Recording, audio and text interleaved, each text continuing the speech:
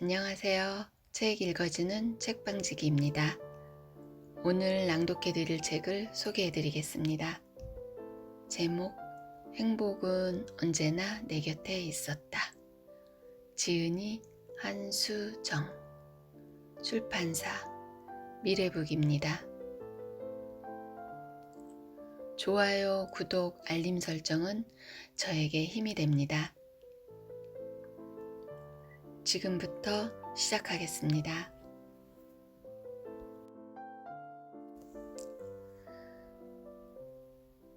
출판사 서평과 시 한 편을 낭독해 드리겠습니다. 철들지 않은 글이 있다. 그럼에도 위로가 되는 글이 있다. 이 책이 그렇다. 그만큼 작가의 글은 순수하고 솔직하다. 그래서 읽어 내려가다 보면 나도 모르게 마음을 열게 된다. 그리고 내가 겪어보지 않은 작가의 상황에 함께 아파오는 가슴을 느끼게 된다.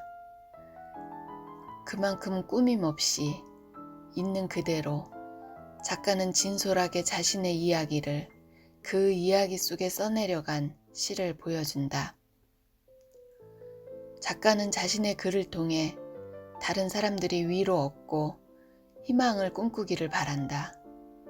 그리고 그것을 통해 다시 자신을 위로한다.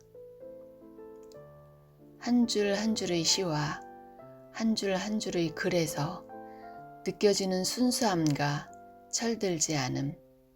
그럼에도 이 책은, 그래서 이 책은 우리에게 위로를 준다.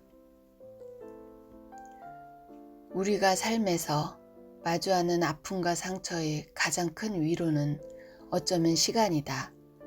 상처가 낫고 아픔이 무뎌지길 그저 시간에 기대는 것이다. 하지만 모든 사람이 그 시간에 기대지는 않는다. 누군가는 아픔을 아주 깊이 오래 직면한 후 떨쳐버린다.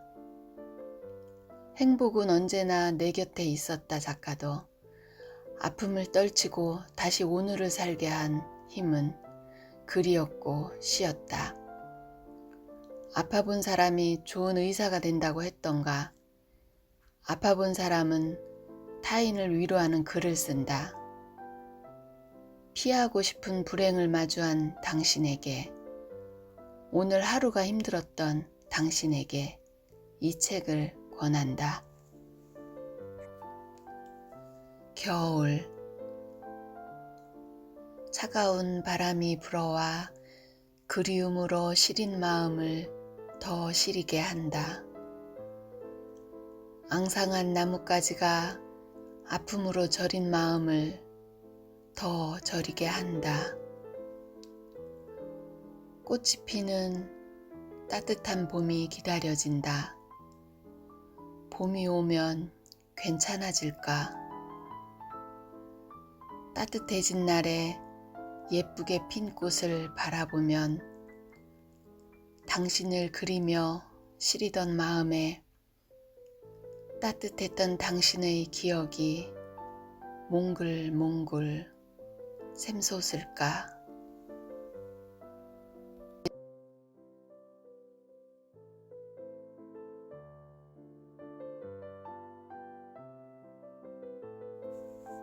행복. 저는 이렇게 사는 것도 나쁘지 않은 것 같아요. 누군가의 엄마, 누군가의 아내로 가끔은 행복하기도 해요. 그런데 또 어떤 때는 어딘가 갇혀있는 기분이 들기도 해요. 작년 10월 영화 82년생 김지영을 보고 난 후 가장 기억에 남는 대사이다. 유독 이 대사가 기억에 남는 이유는 공감돼서가 아니다. 다른 사람의 빙의가 될 정도로 마음이 병든 지영이가 가끔 행복하다고 느끼는 게 부러워서였다. 돌이켜보면 이 영화를 볼 때쯤 나는 많이 힘들었던 것 같다. 소소한 일상에서의 행복을 알던 내가 가끔은 행복하기도 하다는 지영이의 말에 부러워서 눈물을 흘렸으니 말이다. 남편이 밖에서 힘든 시기를 보내니 나도 힘들었다.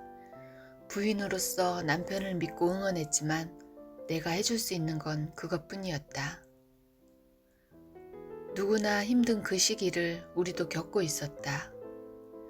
남편은 밖에서 일복 많은 시기, 나는 엄마로서 책임감이 힘든 시기, 스트레스가 많아 서로 힘든 걸 알아주기 바라는 시기였다. 몇 년간 계속되는 이런 굴레에서 벗어나고 싶었다. 가장 믿고 의지할 수 있는 존재가 흔들리니 나도 중심 잡기가 힘들었다. 위태롭고 불안했다. 행복이 가까이에 있다는 걸 알면서도 오롯이 그 행복을 느끼지 못했다.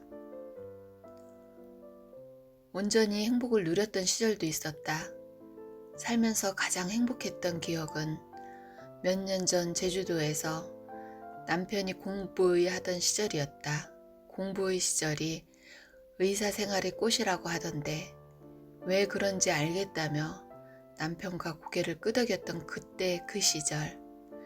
가족 모두가 특별한 스트레스나 고민, 걱정 없이 즐겁게만 지냈던 것 같다. 싸울 일이 없었다. 서로 사랑하기에도 시간이 부족했다. 시간적인 여유가 있으니 마음에도 여유가 넘쳤다. 원래도 다정한 남편이 더 다정하게 더 많이 아껴줬다. 당시 나는 제주도에서 육아휴직 중이던 은행에 복직했다. 월요일 아침 출근을 준비하려고 겨우 일어나 눈을 떠보면 아침부터 일어나 유니폼을 다리고 있던 남편의 모습이 아직도 따뜻한 기억으로 남아있다. 5살, 3살이었던 아이들과 날씨와 시간이 허락될 때마다 보건소 앞 협재 해안을 비롯하여 바다로 오름으로 놀러 다녔다. 자연을 온전히 느끼며 지냈다. 제주도 서쪽 끝 한경이라는 작은 동네 보건소 관사에서 지냈다. 지금은 그 주변에 카페도 많이 생기고 분위기가 달라졌지만 그 당시에는 숨겨진 보물 같은 동네였다. 한적하고 조용하고 아름다웠다. 보건소 관사는 지금 생각하면 어떻게 살았을까 싶은 10평 남짓한 원룸 형태였다. 내 식구가 비좁은 관사에서 살을 부비며 지냈던 그 시절, 물질적으로 많은 걸 누리지는 않았지만 이런 게 행복이구나 싶었던 적이 많다. 사람 많고 복잡한 서울과 달리 적적할 만큼 조용한 동네라 행복했다.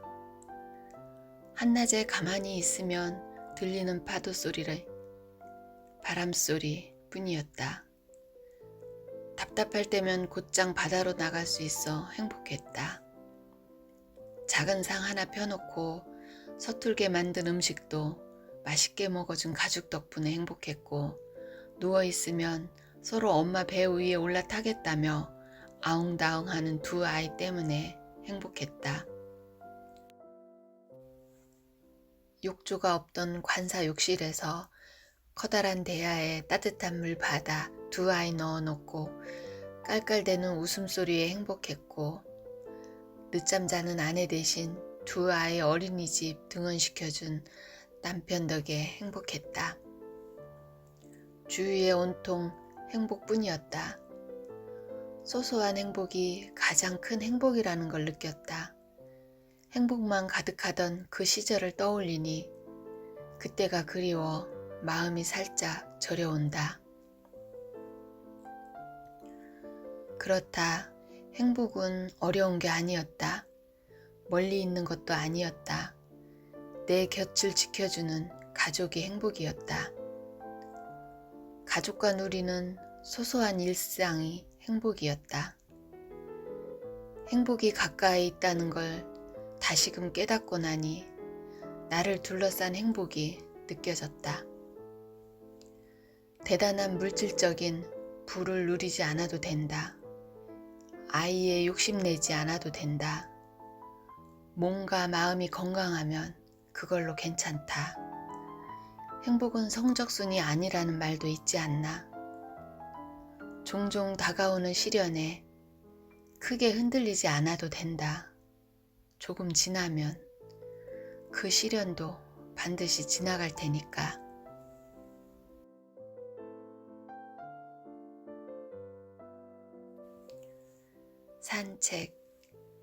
산책 갈까? 산책 가자고 할 때마다 큰아이는 기다렸다는 듯 벌떡 일어나 신발을 신었다. 아이와의 산책길은 특별한 대화가 없어도 나란히 걷지 않아도 행복한 마음이 들었다. 걸음이 빨라 나보다 앞서 성큼성큼 걸어가는 큰아이 뒷모습을 보는데 웃음이 나왔다. 감개무량하다. 평소 아이에게 고맙다는 생각이 들 때마다 표현하지 못한 것 같아서 말했다. 고마워. 뭐가? 엄마가 산책 가자고 할 때마다 같이 나와주잖아. 내가 좋아서 나오는 건데. 기분이 좋지 않을 때에도 아이는 산책 가자 하면 언제나 알겠다고 하며 따라 나섰다. 싸운 후 함께 산책하면 말없이 걸어도 자연스레 풀렸다.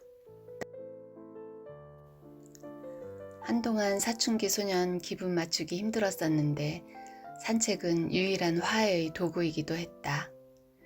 큰아이도 기분이 좋을 때면 나에게 먼저 산책 가자고 했다. 아이가 산책 가자고 하면 나는 만사 제껴놓고 나왔다. 나는 원래 걷기를 좋아했다. 가슴이 답답할 때는 1시간이고 2시간이고 무작정 걸었다. 아무 생각 없이 걸으면 머리가 맑아지는 기분이 들었다. 큰아이도 걷는 게 좋다 했다. 가슴이 답답할 때 아무 생각 없이 땀 흘려 걸으면 기분이 좋아진다고 했다.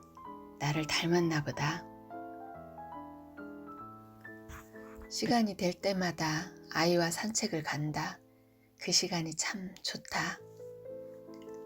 처음에는 서로 별말이 없었다.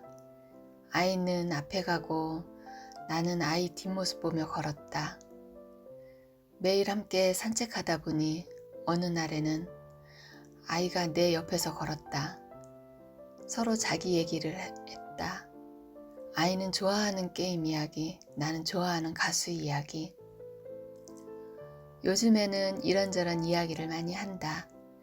여전히 중요한 이야기는 아니다. 시시콜콜한 수다 정도의 이야기다. 그래도 좋다. 눈 맞추며 서로에게 관심 갖고 이야기한다. 너 여드름 좀 괜찮아졌다? 그치? 엄마는 뱃살이 조금 붙었네. 이거 밥 먹어서 지금만 그런 거야. 엄마, 이 노래 들어봐. 아이가 듣고 있던 노래를 들어보라며 내 귀에 이어폰 한쪽을 끼웠다. 이어폰을 한 쪽씩 나눠 끼고 같은 노래를 들으며 마음을 나눴다. 옆에서 걷는 아이를 봤다. 눈높이가 나보다 높았다. 걷는 게 좋다. 산책하는 게 좋다. 아이와의 산책길이 너무 좋다. 문득문득 마음속에서 감동이 느껴진다. 행복하다. 아이도 나와 같은 마음일까? 느껴진다. 묻어난 너처럼. 작년 겨울 작은 아이가 하굣길에 들뜬 목소리로 전화를 걸었다. 엄마, 선물이 있으니 기대해. 나에게 주려고 학교에서 무얼 만들었나 기대하며 기다렸다. 집에 온 아이가 강낭콩 한 알을 내밀었다. 교실에서 나오려는데 이 강낭콩이 바닥에 굴러다니고 있더라고. 내가 재빨리 주워서 가져왔어. 잘했네. 이거 엄마가 화분에 놓을게. 베란다에 작은 화분이 비어 있어 툭 던져 놓았다. 그리고는 잊고 있었다. 며칠이 지나지 않은 어느 날 베란다에 가서 보니 싹이 터 있었다. 솔직히 놀랐다. 아이가 들고 와서 선물이라며 주니 버리지 못하고 무심코 툭 던져 놓았는데 며칠 만에 싹을 틔우다니. 양분이 많은 흙도 아니고 마른 흙이 들어있는 주먹만한 화분에서 말이다.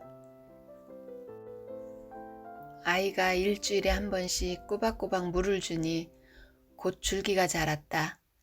실처럼 가는 줄기가 어느새 하루가 다르게 자라기에 길쭉한 막대기를 화분에 꽂고 조심스레 줄기를 돌돌 말아줬다. 한 번 말아줬더니 알아서 막대기를 타고 올라갔다. 가녀린 게 어디서 그런 힘이 나는지 빠른 속도로 쑥쑥 자랐다. 잎이 커지더니 꽃이 피었다. 하얀색 바탕에 연보라색이 살짝 섞인 귀여운 꽃이었다. 그 꽃이 진 자리에 꼬투리가 자라기 시작했다. 불과 몇 주 만에 일어난 일이었다.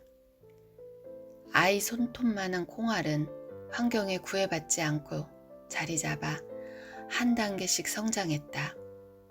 요란하게 티 내지도 않고 묵묵하게 자라 자기와 같은 콩알이 여러 개 들은 꼬투리를 몇 개씩 만들어냈다.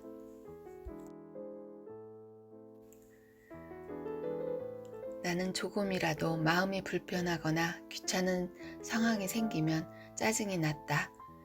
오고 가는 길 번갈아 운전하기로 했던 사람이 사정상 못하게 되었을 때 그 상황이 이해가 되면서도 여러 번 반복되면 불편한 마음이 들었다. 조금 지나면 그 마음이 녹아 없어질 텐데 그새를 못 참고 쌍둥이 언니에게 전화해 불평했다. 그렇게 불평하고 나면 죄책감에 마음이 더 불편해지면서도 늘 반복되었다. 일이 계획대로 되지 않을 때도 스트레스를 받았다. 남들이 보면 전혀 짜증낼 만한 상황이 아닌데도 말이다. 두 아이를 11시 전에 재워야 하는데 여행 가서 놀다 보니 11시가 훌쩍 넘은 적이 있었다. 어쩌다 여행 와서 있는 일이니 그냥 넘기면 되는데 짜증이 나 아이들에게 소리친 적도 있었다. 어떤 일을 잘 해내 만족스러운 상황 앞에서도 조용히 기뻐하지 못하고 가족과 친구에게 자랑하고 함께 기뻐해 주기를 기대했다. 몇 년 전부터 무료한 일상 속 자기 만족을 위해 자격증 따기에 도전하고 있다. 역사 지도자 자격증을 시작으로 심리 상담사, 놀이 심리 상담사, 미술 심리 상담사, 아동 심리 상담사 자격증을 땄다. 시간을 허투루 보내지 않았다는 생각에 혼자 뿌듯했다. 두 아이가 어느 정도 자라면 언젠가 이 자격증을 기반으로 일하면 좋겠다는 기대가 생겼다. 성취감이 느껴졌다. 스스로의 만족을 위해 했던 일인데 가족과 친구에게 자랑을 했다. 자략되는 칭찬을 기대했다. 합격증을 SNS에 올리기도 했다. 겸손하고자 노력한다면서 나는 요란한 사람이었다.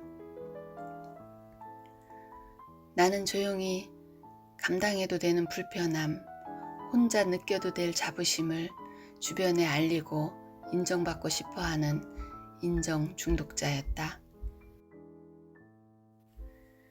작고 볼품없는 강낭콩 한 알이 나보다 낫다는 생각이 들었다.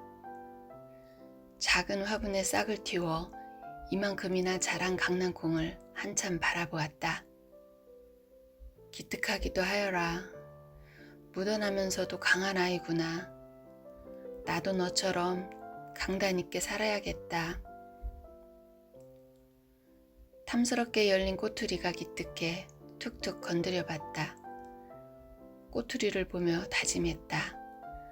살면서 겪게 될 불편한 상황 앞에 흔들리지 않겠다고. 타인의 시선을 의식하여 인정받고자 하지도 말아야겠다고. 겸손하겠다고. 강낭콩처럼 묻어나고 강하게 살아야겠다고.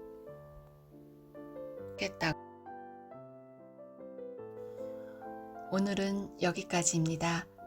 편안한 시간 보내시고 행복하시기 바랍니다. 책 읽어주는 책방지기였습니다.